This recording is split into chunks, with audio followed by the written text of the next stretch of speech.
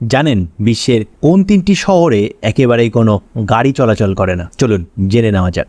Zermatt সুইজারল্যান্ডে অবস্থিত। বরফে ঘেরা এই দেশে যেতে কেই বা না চায়। শীতের চাদরে ঢাকা এই দেশটি একটি মনোরম পর্যটন স্থল। এই দেশের অন্যতম শহর হচ্ছে জারম্যাট। ম্যাটারহর্ন পর্বতের পাদদেশের এই শৈল শহরটি অবস্থিত। জারম্যাটে কিন্তু কোনো গাড়ি চলাচল করে না। দ্বিতীয় হচ্ছে ইটালির ভেনিস। গাড়িবিহীন ইটালির ভেনিস সবচেয়ে বেশি বিখ্যাত। অপূর্ব সুন্দর এই শহরটি দেখলে মনে হয় যেন ঈশ্বর সময় নিয়ে এই শহরটিকে বানিয়েছেন।